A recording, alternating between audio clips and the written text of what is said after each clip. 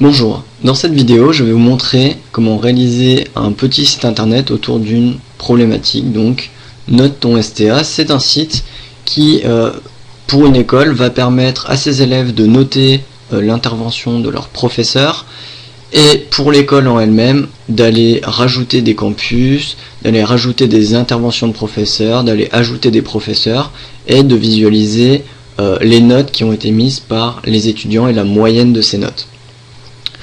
Pour réaliser ce projet, nous allons utiliser plusieurs technologies. Donc le site internet en lui-même sera fait en ASP.NET MVC3. Pour la persistance des données, nous utiliserons Entity Framework Code First. Nous utiliserons ce qui s'appelle le MVC Scaffolding pour générer un certain nombre de fichiers de base pour notre site et donc gagner du temps. C'est ce qui va nous permettre de réaliser tout ce site en 50 minutes. Alors le scaffolding, ça peut être utilisé soit pour faire la base d'un site et ensuite on modifie ce qui a été généré et on continue comme ça, soit pour juste faire des maquettes ou des démonstrations. Enfin, nous gérons l'authentification avec l'authentification de base de la stack ASP.NET, mais nous utiliserons une librairie qui s'appelle Code First Membership pour que l'authentification soit persistée en base de données de la même manière que nos données le sont, c'est-à-dire avec Entity Framework Code First. Alors, petite démonstration du site final qu'on va obtenir. Donc, quand on arrive sur la page d'accueil, l'étudiant, on lui demande sur quel campus il est et il souhaite noter une intervention. Donc, par exemple, il va prendre Toulouse. Et il arrive donc sur un formulaire pour noter son professeur. Donc ici, par exemple, il va rentrer son ID au niveau d'étudiant. Il va mettre 3 notes à ce professeur, donc ici le noter sur sa connaissance, sur la pertinence de sa prestation, sur ses qualités oratoires, et choisir donc l'intervention correspondante, donc par exemple celle-ci. Pour accéder aux autres pages, il faut être connecté. Donc on a un login. Donc ici on a un utilisateur déjà enregistré, je me log avec, et j'ai accès à 4 interfaces. Donc l'interface pour gérer les campus, donc si je vois mes campus qui ont été, je peux ajouter, éditer, supprimer un campus, je peux voir les interventions qui ont eu lieu, avec le sujet, la description, la date, le professeur, donc STA, qui a donné cette intervention, sur quel campus et la moyenne des notes données à cette intervention là. Je peux visualiser aussi toutes les notes et visualiser les STA, les professeurs qui sont enregistrés et les gérer. Voilà.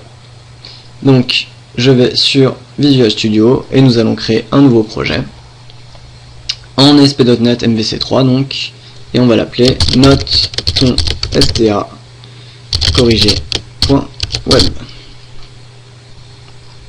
Au niveau du template, on sélectionne un Internet Applications qui va nous permettre d'avoir un style par défaut pour le site internet, qui est assez intéressant pour développer plus rapidement, et aussi d'avoir l'authentification avec la page de login, la page d'enregistrement pour créer un nouveau compte déjà faite.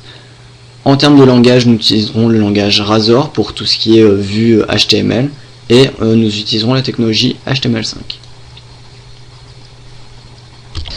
Donc j'ai déjà un certain nombre de vues qui sont déjà faites. On peut aller quand même tester vite fait le site, voir si ça fonctionne. Donc genre la page home et about qui est déjà faite. Ok. C'est bon? Je refais. Donc première chose, on va commencer par la partie modèle. Donc on va reprendre ce qu'on a fait nous déjà en modèle. Donc je reprends Note ton STA et je copie nos 4 entités. Donc on a campus, intervention, note et STA. Qu'est-ce qu'il y a? Ça pose pas de souci, t'inquiète. Donc dans modèle, j'ouvre le dossier, je colle mes 4 entités, j'affiche all files et j'inclus ces 4 entités là dans Visual Studio dans le projet. Sur chacune d'entre elles, on avait déjà mis des décorations, des attributs pour Code First. pour qu'il puisse générer ces entités en base de données correctement. Donc par exemple, l'ID, on avait précisé que c'était une primary key et qu'il devait la générer automatiquement, ainsi que les relations. Maintenant, on va ajouter des attributs aussi pour ASP.NET, non seulement pour la validation côté client, côté serveur, mais aussi pour customiser l'affichage des formulaires qui seront automatiquement générés, des listes automatiquement générées, etc. D'accord? Parce que derrière, on va utiliser le scaffolding. Donc pour un ID, par exemple, un ID, on ne veut pas qu'il soit affiché dans le formulaire. On ne veut pas que les utilisateurs puissent manipuler les ID. D'accord? Donc on va l'ajouter en hidden input. Donc j'ajoute l'attribut hidden input. Et je veux pas non plus que l'ID soit affiché au niveau des listes d'éléments, etc. Donc je fais une display value à false. Ensuite, email, on va ajouter une validation dessus. Donc je peux ajouter l'attribut email. Pardon? Grossière? Pardon, ouais. Voilà. Alors, donc email, pardon, pas email adresse, ça parce que vous l'avez pas. Pour avoir email, c'est pas inclus par défaut. Donc on va ajouter une librairie. Donc je vais sur Nugget, Manage Nugget Packages, et je vais récupérer sur Internet la librairie Annotation. Donc je tape Annotation, on va la récupérer.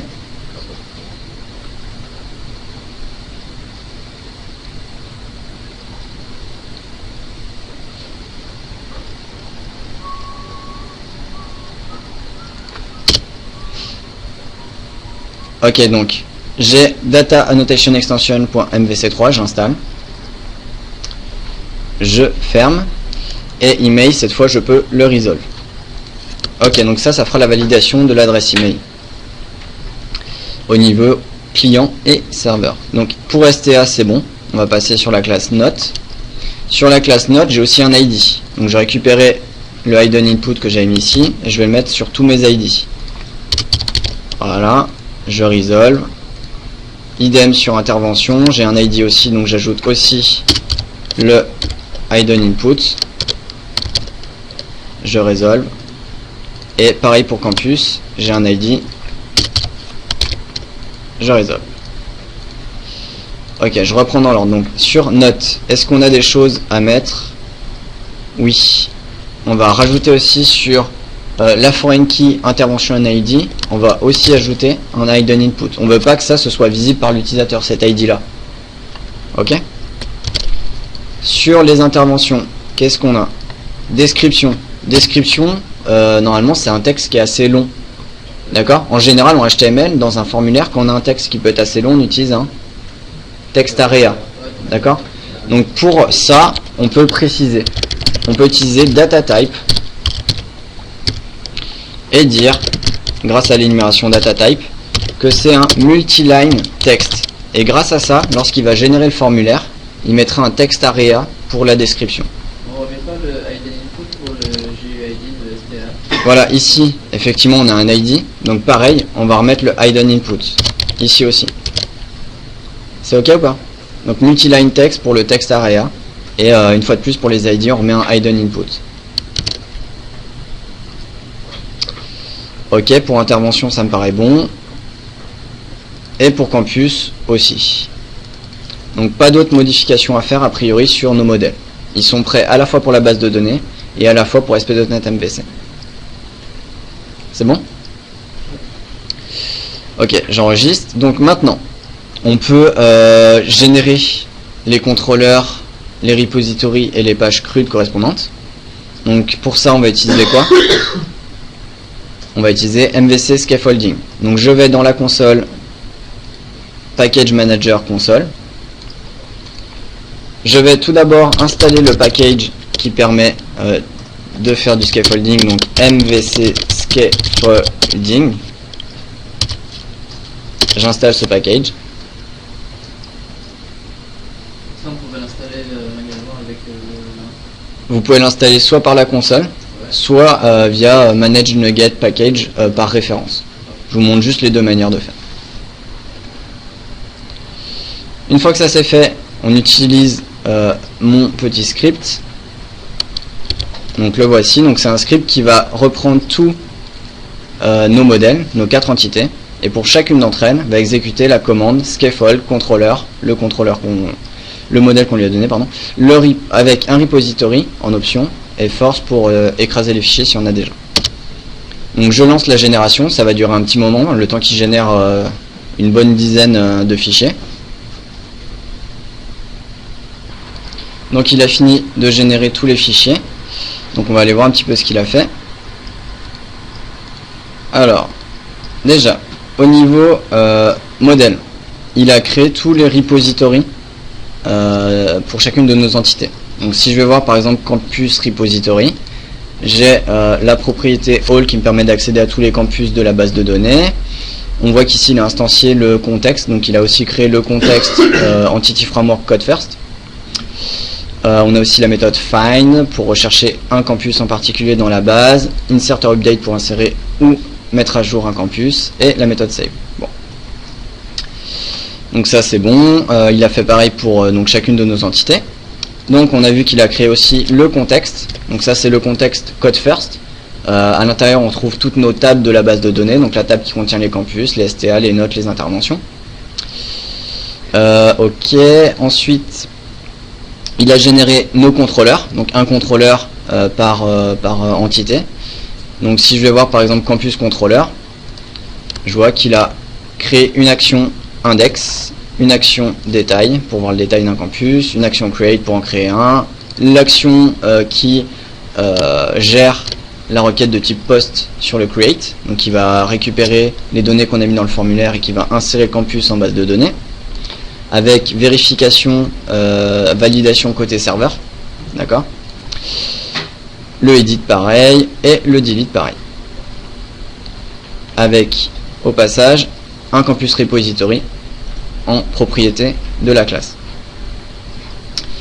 Ok, et ensuite donc il a aussi généré toutes les vues. Donc ici on a toutes les vues pour chacune de ces actions. Donc sur campus, une fois de plus, on a la vue create avec un formulaire, une vue partielle qui contient le formulaire, enfin qui contient les champs du formulaire, donc on les a ici. Donc là par exemple pour la ville, la vue détail, l'index qui liste tous les campus à travers une table HTML, ainsi que des liens sur les différentes actions qu'on peut faire, edit, détail, delete et le create. Ok, donc ça on peut le tester. Juste pour se faciliter la tâche et pour vous montrer comment on fait, je vais dans le layout, donc le layout qui est le patron de toutes les pages, d'accord, le modèle principal de notre site, et je vais ajouter dans le menu un lien sur chacun des index de nos entités.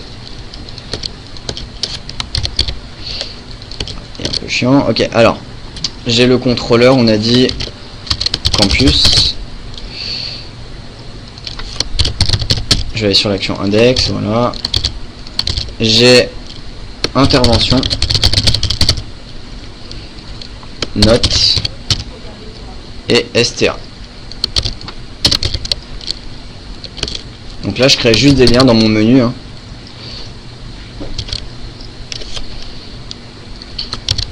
Et je vais juste afficher le texte, le bon texte dans les boutons.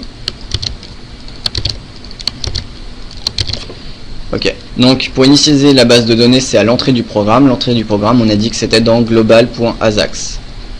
Au niveau de la méthode, application start. Donc déjà ici, j'enlève la connexion à la base de données qu'ils avaient créée par défaut.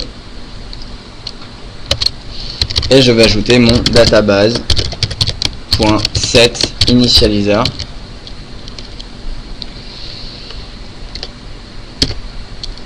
Et ici d'ailleurs il va falloir que je crée le data context init. Donc je fais new data context init et on va le créer. Donc en raccourci je peux utiliser generate class, comme ça il va créer pour moi la classe. Alors juste il la met pas vraiment au bon endroit, donc je vais la mettre dans modèle. Voilà, donc data context init, ça va définir déjà la stratégie de génération de notre base de données, ainsi que lui insérer des premières entités, insérer des lignes lors de la création de la base de données. Donc la stratégie ici qu'on va utiliser, c'est drop create quoi déjà, table, database, if model changes.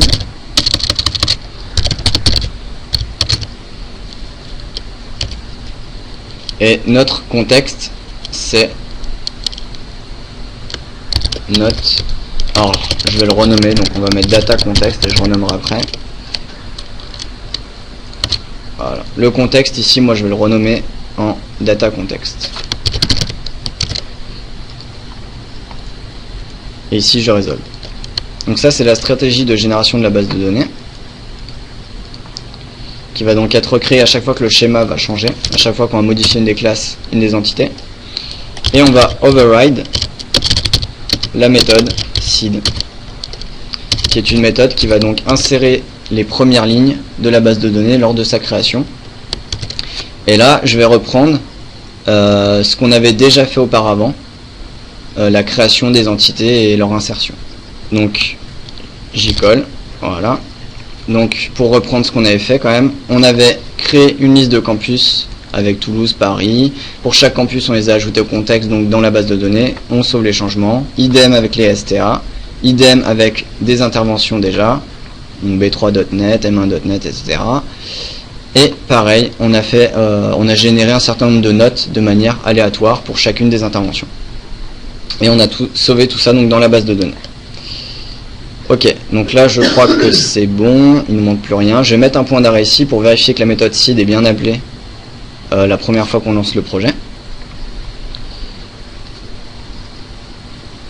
Alors là on a une erreur. Ok, vu que j'ai renommé le contexte, du coup ici c'est plus bon. Alors, hop, je vais juste utiliser refactor rename pour qu'il rename bien partout le contexte. Voilà. Et ici, il ne faut pas que j'oublie de faire resolve sur mes modèles. Ok, c'est reparti, on lance.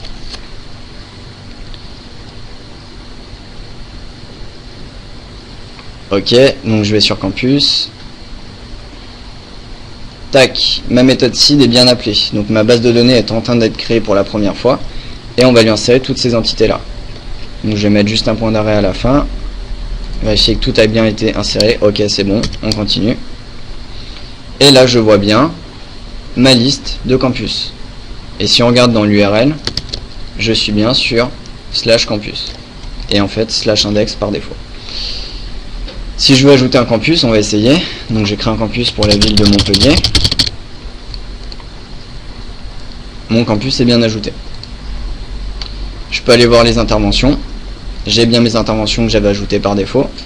Mes notes. Ok. Et mes STA. Ok. Alors, il y a un truc qui me plaît pas trop. C'est que quand je vais sur intervention, vous voyez, au niveau de la colonne STA, j'ai un truc bizarre de marqué. Alors ça en fait c'est le type qui est retourné par quoi? C'est ce qui est retourné en fait par les méthodes toString de la classe STA. On n'a pas réécrit les méthodes toString de ces classes là, et lui quand il ne sait pas afficher quelque chose, il appelle la méthode toString. Donc si on veut qu'ici ça nous affiche le nom et le prénom du STA, il faut qu'on aille override la méthode toString de la classe STA. D'accord? Donc je retourne sur ma classe STA. Donc dans modèle STA, et je vais ajouter la méthode toString. Je vais la override. Donc public override toString. Et ici, plutôt que retourner la base, la méthode de base, je vais retourner le prénom du STA plus un espace plus son nom plus, allez, entre parenthèses, on va préciser que c'est un STA. D'accord? Et je vais faire de même pour chacune de mes entités. Comme ça, dès qu'il y aura un appel sur son toString, on aura un affichage customisé. Donc je vais faire pareil sur note.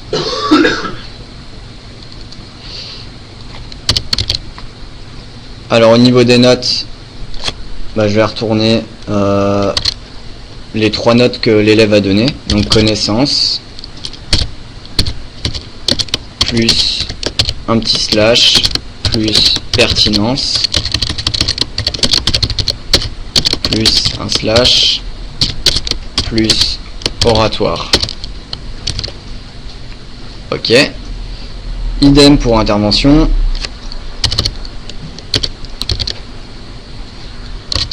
Alors pour les interventions, on va retourner le sujet plus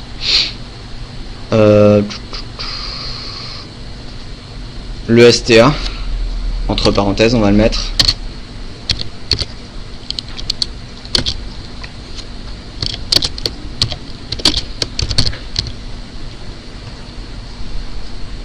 On va mettre juste le nom du STA, comme ça ça prendra moins de place. Et on va rajouter un espace et mettre la date de l'intervention, la date de début d'intervention.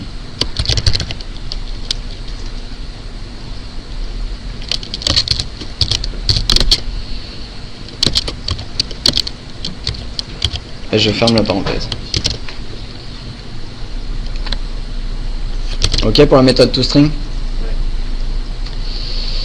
Donc ça doit être bon. Il me reste campus. Ok, donc campus, pareil. Je vais juste retourner la ville. Voilà. On va retester ça.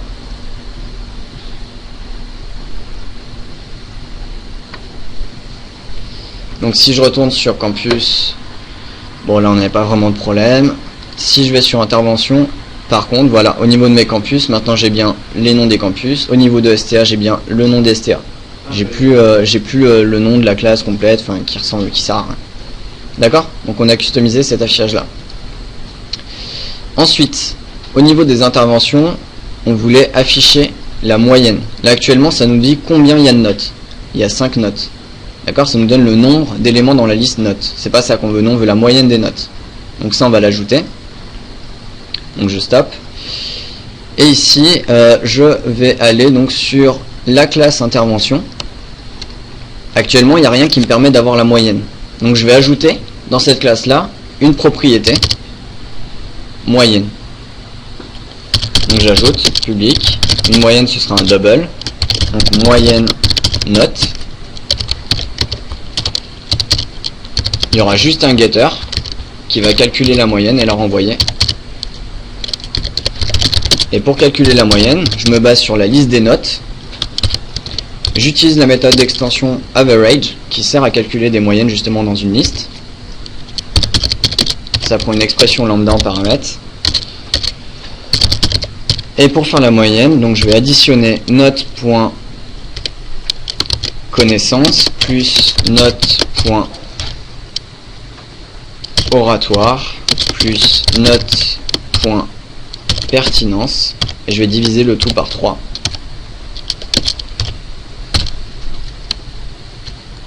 Voilà.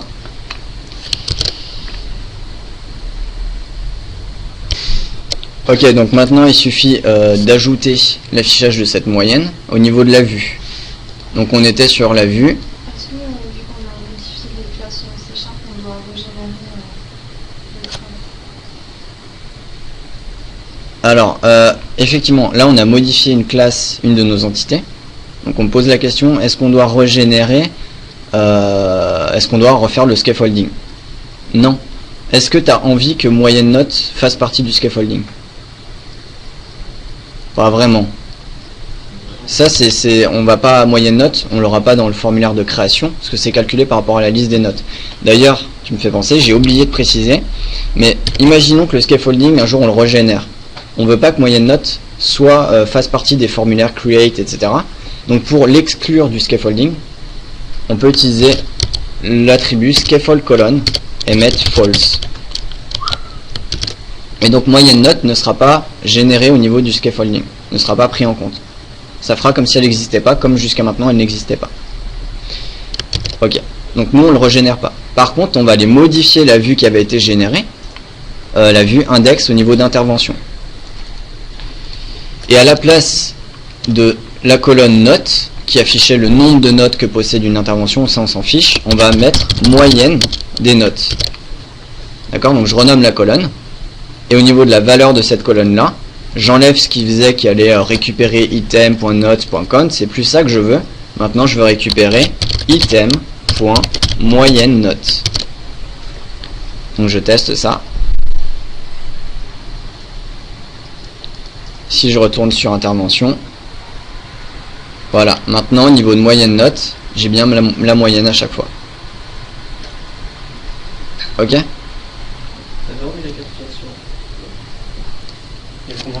Ok, donc maintenant, on va ajouter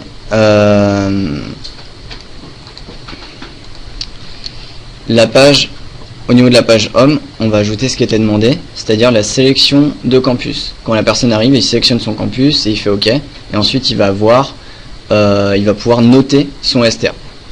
Donc pour ça, je vais retourner sur mon contrôleur homme contrôleur. Je vais enlever la page de bot parce que j'en ai plus besoin. On n'a pas besoin de page de bot au niveau de notre projet. J'arrête le debugging. Au niveau de index, alors lui ça va être l'index justement, ça va être la page index qui va demander le campus. Donc là j'enlève le message qui avait été généré par défaut. Alors pour pouvoir afficher une liste des campus dans un drop down et que l'étudiant puisse donc sélectionner son campus, il faut d'abord qu'on récupère les campus. Donc pour ça on a le campus repository. Donc je vais reprendre dans campus controller le campus repository et le constructeur qui initialise le campus repository. Comme ça, je l'aurai dans mon home controller. Donc là, je copie-colle simplement et je resolve pour avoir accès au campus repository. Quand on n'y a pas accès, enfin voilà, il faut qu'on ait instancié quelque part. Là, je suis dans le contrôleur home, il faut que j'ai accès au campus repository, il faut que je l'instancie. Donc là, la seule chose que je fais, c'est que je l'instancie dans mon contrôleur. Ensuite, je vais donc récupérer mes campus grâce à ce repository et à la propriété all qui récupère tous les campus. Et je vais passer à la vue en modèle ma campus list. D'accord? Donc là je donne ma campus list à ma vue index. Alors au niveau des views justement, je vais supprimer les deux qui avaient été déjà générés, donc about et index, comme ça il n'y a plus de vue, et je vais régénérer celle-ci. Donc j'ajoute la vue index. C'est une vue fortement typée qui va prendre, on a dit, donc une liste de campus, donc je mets campus et liste, donc liste de campus. Je génère la vue. Ici par défaut il me met une table et plein de choses pour voir la liste des campus. Alors on va essayer de voir déjà comme si ça marche, et après on va modifier ça pour pas avoir une table mais avoir un drop down, un select. Donc voilà, ici maintenant sur ma home j'ai la liste des campus, mais nous c'est pas ce qu'on veut, on veut pas une table, on veut un select HTML. Donc j'enlève ma table et ici je vais utiliser le helper html.dropdown list. Je dois donner un nom à cette liste et c'est le nom d'ailleurs qui me permettra de récupérer l'élément sélectionné à travers la requête post, vous verrez après. Donc ici je vais l'appeler campus ID, ce sera en fait l'élément sélectionné, vous verrez. Ensuite je regarde ce qu'il me demande. Donc lui il veut en deuxième paramètre un enumerable de select list item, et moi qu'est-ce que j'ai en entrée? J'ai une liste de campus. Donc cette liste de campus là, il faut que je la transforme en liste de select list item. Donc pour ça je peux utiliser donc ma liste de campus qui est dans modèle, utiliser la méthode select qui va permettre pour chaque élément de ma liste de le transformer en un autre élément. Donc ici je vais transformer chaque campus en select list item. Donc c'est une expression lambda, j'ai un campus en entrée et en sortie donc je vais donner un select list item. Donc je fais new select list item et j'initialise donc le texte de ce select list item, ce sera le campus.ville et la value ce sera le campus.id. Et le selectin on n'en a pas besoin.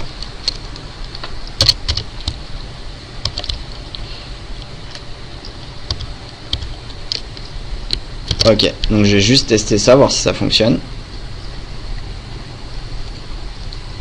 Je refresh ma page. Oui, ok. Alors là, en fait, ce qu'il nous dit, c'est au niveau du campus ID, on a un GUID et lui voudrait un string. Donc, je prends mon ID et j'appelle juste la méthode toString. On peut faire un string, c'est pareil. La méthode toString est vraiment faite pour ça. Et ça marcherait. Et donc ici, j'ai bien mon drop-down de vide.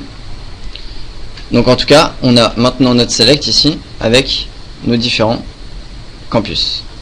Donc ce qui nous manque là, c'est un petit bouton OK et une requête post derrière qui va envoyer le campus qu'on a sélectionné à notre serveur et le serveur qui lui va donc nous rediriger sur la création d'une note pour que l'élève puisse noter une des prestations qu'il a eues sur ce campus. Donc je retourne donc sur ma vue, j'ajoute un formulaire. Donc je rajoute juste un début de formulaire. Donc html.beginForm, le tout dans un using pour que le formulaire soit fermé automatiquement. Voilà. Donc mon drop-down et j'aurai un input de type submit avec un texte, on va mettre juste OK.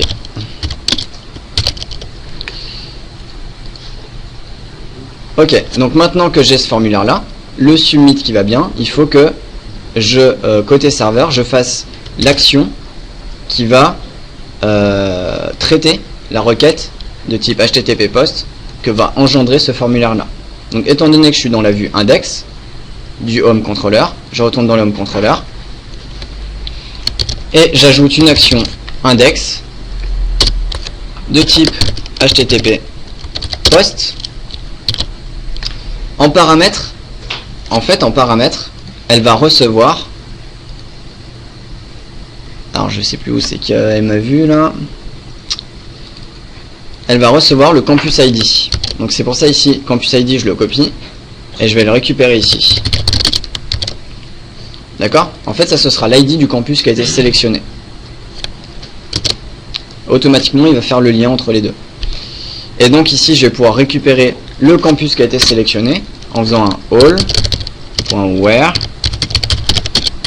Ça c'est une requête, hein. Campus.id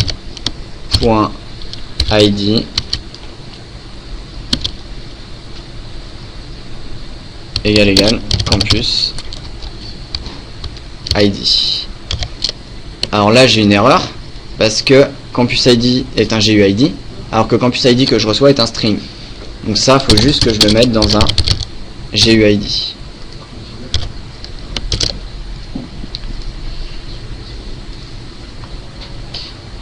Non, donc en fait on a déjà la requête. Donc ça sert à rien de faire un all.where. On a déjà en fait une requête dans le campus repository qui est la méthode find. Find et je lui donne juste l'ID. Voilà. Il y a juste besoin de ça.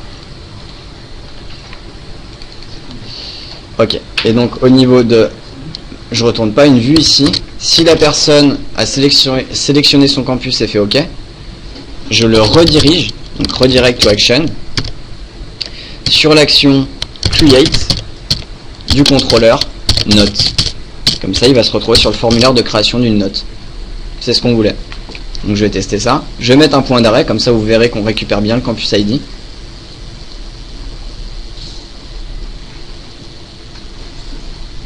Donc je sélectionne mon campus, par exemple Toulouse, OK, paf, côté serveur, ma requête post est réceptionnée. En paramètres, au niveau de campus ID, j'ai bien l'ID du campus qui a été sélectionné, le GUID. Si j'avance, j'ai bien ma méthode find qui est appelée, et ici, je récupère bien mon campus Toulouse. D'accord? avec son ID ici, etc.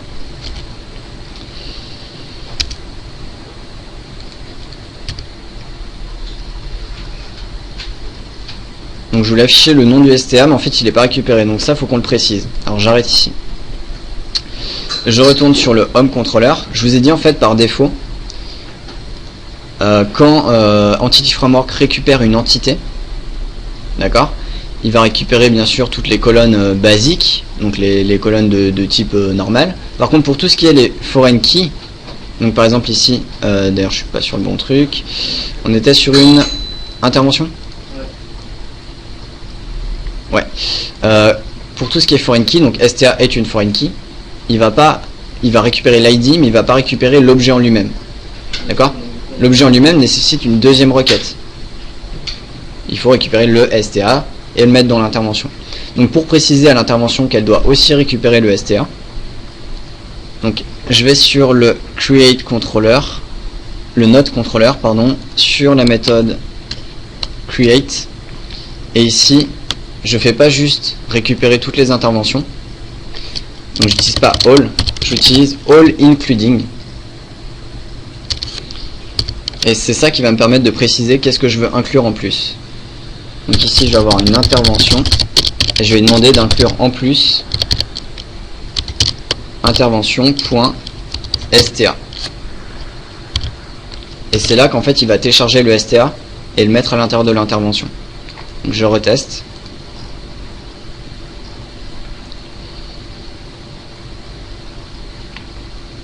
Je sélectionne mon campus et là voilà, j'ai bien ma création de notes et sur mes interventions je récupère bien mes interventions. Par contre là on a toutes les interventions, pas que celles de Toulouse ou du campus qu'on a sélectionné. On a les interventions de tous les campus. Donc je vais ajouter un petit where sur le campus qui est sélectionné. Comment je fais pour accéder au campus qui a été sélectionné? Je vais utiliser, comment on fait pour se passer des infos entre deux actions lors d'une redirection? Temp data. Donc dans le home controller, ici je vais stocker le campus dans temp data. Donc j'utilise temp data. Je vais appeler ça selected campus. Donc ça c'est ma clé. Et ma valeur c'est campus. Et de l'autre côté, du côté de not create, je vais donc pouvoir récupérer le campus grâce à temp data en le castant en campus parce que par défaut c'est un object, et dire si campus est différent de nul, donc on a bien récupéré un campus, alors hop, ça ce sera dans le else.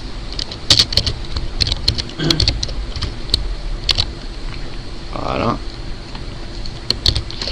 Alors je récupère tout avec les STA, where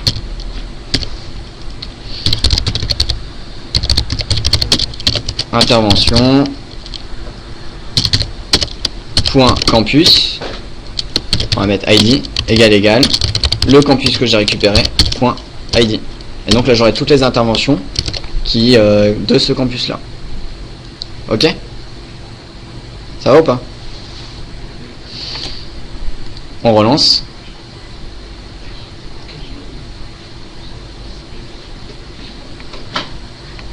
Donc cette fois je vais prendre Toulouse encore. Ok. Et voilà. J'ai plus que les interventions de Toulouse. Tout à l'heure on en avait 4. Maintenant du coup on en a plus que 3. Si je teste avec Paris, j'en ai plus qu'une. Ok. Maintenant on va s'occuper de toute la partie authentification. Alors ce qu'on veut faire, c'est que quand une personne n'est pas authentifiée, il ne puisse accéder que à la home. Donc que les boutons qu'on voit ici, donc campus, intervention, notes et STA, ne soient accessibles que si on est logué. Voilà, donc la personne, si elle n'est pas loguée, pourra juste sélectionner son campus et accéder au formulaire de création de notes qu'on a fait auparavant. Étant donné qu'on est en code first, au niveau de la persistance des données, et que le système d'authentification fourni par défaut par ASP.NET n'est pas code first, on va juste ajouter un package via NuGet qui adapte le système d'authentification à la persistance de données en code first. Donc je vais sur NuGet, Manage NuGet Packages, et je vais rechercher donc code first et ajouter le paquet code first membership. Voilà, donc c'est celui-ci, donc je l'installe.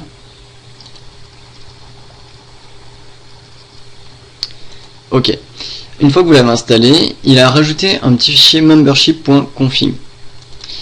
Alors ce fichier ne sert pas à grand chose, en fait c'est juste on va aller reprendre les données qui sont à l'intérieur et les mettre dans notre fichier de configuration à nous, donc le web.config. Alors, dans un premier temps, je reprends déjà cette ligne là et je vais l'ajouter dans mon web.config, donc au niveau des app settings. Voilà. Ensuite, toutes les autres lignes concernant le membership, la gestion des profils et la gestion des rôles, je les copie et je viens les remplacer sur celles qui étaient déjà présentes, donc ici profil, membership, rôle. Voilà, c'est remplacé. Donc si vous regardez un petit peu à l'intérieur, vous voyez que ici les classes qui sont référencées pour la gestion du rôle, la gestion des profils, la gestion du membership sont des classes dans l'espace de nom code first membership sharp. Donc on va bien garder cet espace de nom là, ainsi que la connection string qui est sur data context. Et donc je vais aussi retirer la connection string qui était par défaut avec le projet. Voilà, comme ça on laissera la connection string générée par défaut par code first sur data context. Alors si vous regardez un petit peu dans votre projet, le package a rajouté un dossier entities avec deux classes, une classe rôle pour tout ce qui va être gestion des rôles, donc on pourra gérer un rôle admin, un rôle modérateur. Dans ce projet là on avait besoin d'un rôle aussi speaker, et une classe user qui correspond à chaque user inscrit, donc avec un ID, le username, l'email, etc.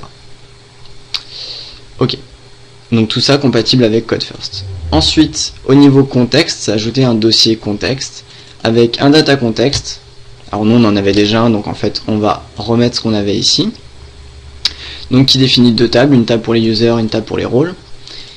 Et un data context initializer, donc comme on en avait un nous aussi, qui définit une stratégie de création always, mais on pourra la redéfinir si on veut sur une if change.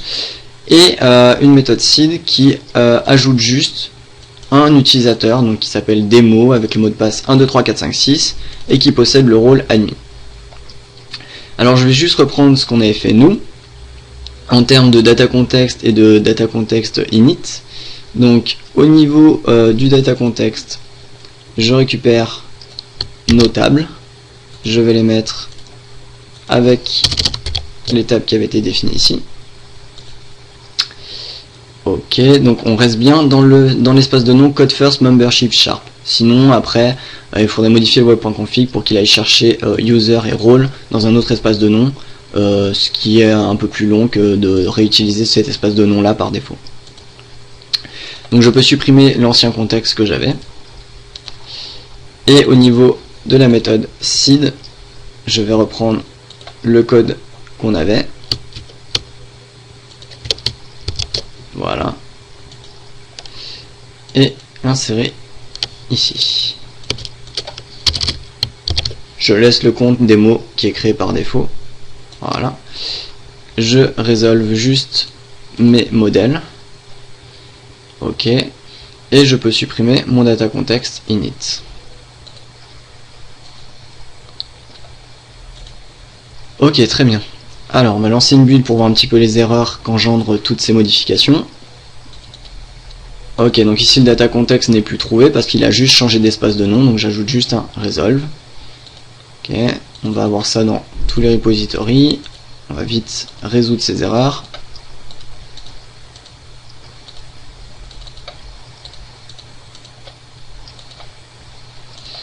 Je relance une build.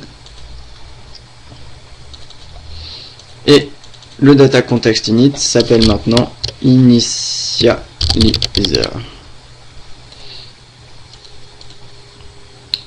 Voilà, donc on a juste repris ce package et inséré ce qu'on avait déjà fait, donc nos tables à nous, et au niveau de l'initialiseur, les entités que nous on initialisait. Voilà, mais on reste sur du code first, on a juste ajouté au final l'authentification. Alors, on va pouvoir tester ça, donc on va lancer.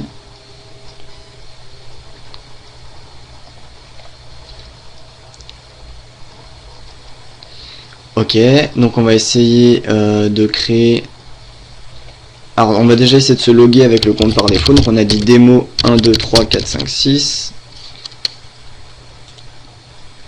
Ok, donc là on voit bien qu'on est logué, welcome démo, je log off, je vais essayer de créer un autre compte, donc register, et je vais créer un compte, donc Thomas.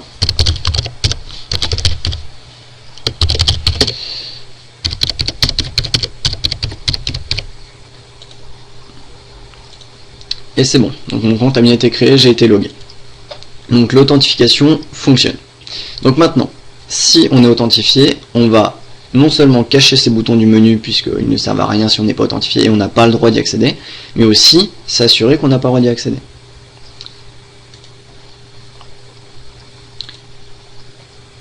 Donc, dans un premier temps,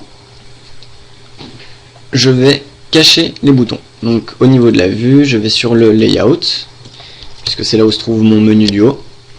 Alors je vais enlever le about que j'avais oublié d'enlever qui ne sert plus à rien. Et ces 4 boutons là, on va donc les cacher si la personne n'est pas loguée. Donc pour ça, j'ai besoin d'une méthode qui me dise si oui ou non la personne est loguée. Alors cette méthode se trouve dans membership, voilà ici, ça a été ajouté donc par le package qu'on a ajouté de membership provider, et dans web security. Si vous regardez la classe web security, elle expose une propriété isAuthenticated qui renvoie en fait si l'utilisateur est logué ou non. Donc on va pouvoir l'utiliser. Alors juste pour l'utiliser, dans notre page Razor, on doit spécifier l'espace de nom où se trouve web security, et qui est donc code first membership sharp. Donc je rajoute juste le using, et ici je vais pouvoir mettre en Razor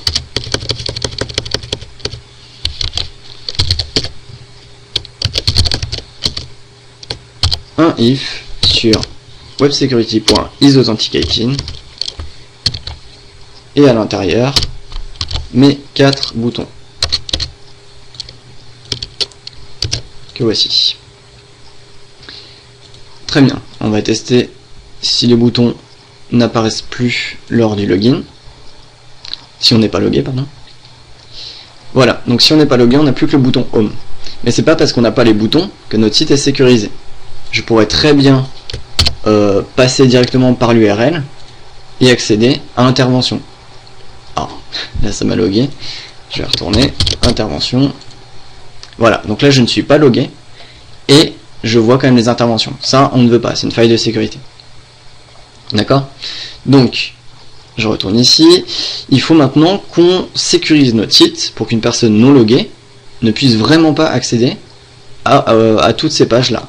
À la gestion de campus, la gestion d'intervention, la gestion des notes, la gestion des STA. Mis à part au niveau des notes, la création d'une note. La création d'une note, ça, c'est accessible par une personne non loguée, on a dit.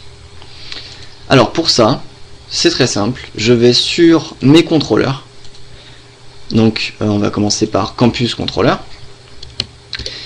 et alors je peux ajouter sur mon contrôleur un attribut Authorize. Cet attribut va automatiquement gérer le fait que si la personne n'est pas loguée, on ne peut pas accéder à toutes les actions du contrôleur. Toutes celles qui sont ici seront des actions sécurisées. Si une personne non loguée essaye d'accéder à l'URL correspondante à cette action, il va être redirigé sur la page de login directement. Donc je vais ajouter cet attribut sur intervention contrôleur, STA contrôleur. Notre contrôleur, par contre, je ne vais pas le mettre sur le contrôleur puisque on a dit que create devait être accessible à une personne non loguée pour ajouter une note. Donc je vais juste le mettre sur les actions que je veux sécuriser. Donc l'action index, oui. L'action détail aussi. Pas create. Non. Le edit, oui. Le delete aussi. Et voilà. On relance pour tester.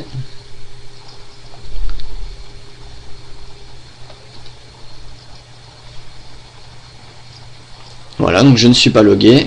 Je vais faire comme tout à l'heure, essayer d'accéder à intervention. Et voilà, je n'accède pas à intervention. L'application me demande de me loguer. Par contre, si je rentre mon campus, ok, je suis redirigé sur la page de création de notes. Et là, j'ai bien accès à la création de notes. Donc on a sécurisé nos pages. Si je me log,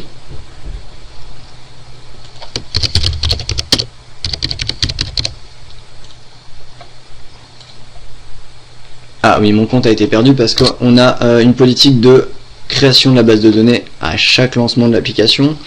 Donc du coup, il n'y a que le compte démo qui existe. Voilà, si je suis logué, j'ai accès à ces 4 boutons. Et j'ai les droits pour accéder à toutes ces pages. Alors, c'était inattendu, mais j'ai donc une erreur, une fois de plus, sur le fait que STA soit nul au niveau de l'intervention. Alors, on va regarder la call stack pour voir d'où l'erreur vient. Donc, elle vient de le contrôleur index, donc la page, le contrôleur note, page index. Donc, visiblement, il aurait besoin d'inclure les STA au niveau des interventions. Donc on avait eu le même problème auparavant dans le projet sur une autre action d'un autre contrôleur. Donc je vais retourner sur notre index.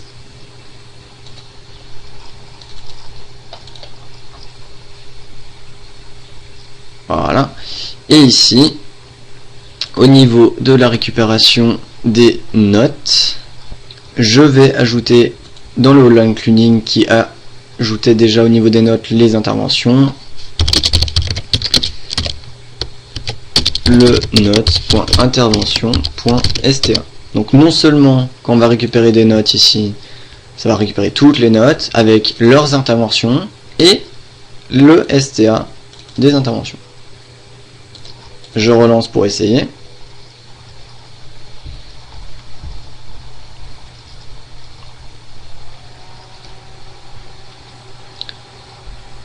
Alors je me log.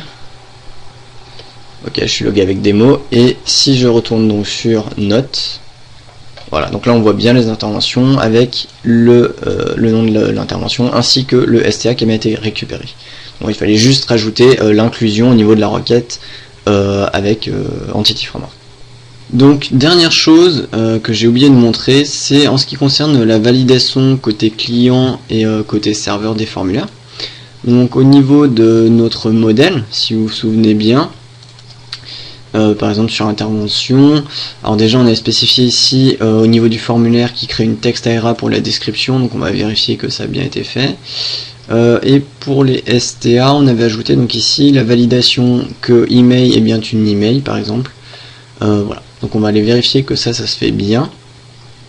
Et pour que la validation se fasse côté serveur, ça c'est bon, mais côté client, il faut ajouter deux scripts, donc qui sont des scripts qui sont déjà inclus dans un projet par défaut ASP.NET MVC. Il suffit par contre de les référencer au niveau de la page HTML pour qu'ils soient inclus, qui sont donc jQuery.validate et jQuery.validate.unobtrusive. Donc je vais de ce pas les inclure dans le layout pour qu'ils soient donc inclus dans toutes les pages. Voilà. Je vous laisse reprendre ça. Et je vais donc retester mon site. Voilà, donc on va aller, on est logué, on peut aller sur une intervention sur le formulaire de création, vérifier voilà que description possède bien un texte ARA. On peut aussi voir donc que les STA sont bien rapatriés, les campus aussi, donc voilà pour satisfaire toutes les propriétés d'une intervention. Et au niveau des STA, le formulaire de création, on va vérifier la validation de l'email, donc je rentre un prénom, un nom, et si dans l'adresse email je me trompe, j'ai bien une erreur et je ne peux pas valider le formulaire. Voilà, donc j'ai juste rentré une véritable adresse pour montrer que ça fonctionne, et voilà, je peux créer cette fois, et je retrouve bien le STA ici. C'est tout pour cette vidéo, j'espère que vous aurez vu ce que vous vouliez.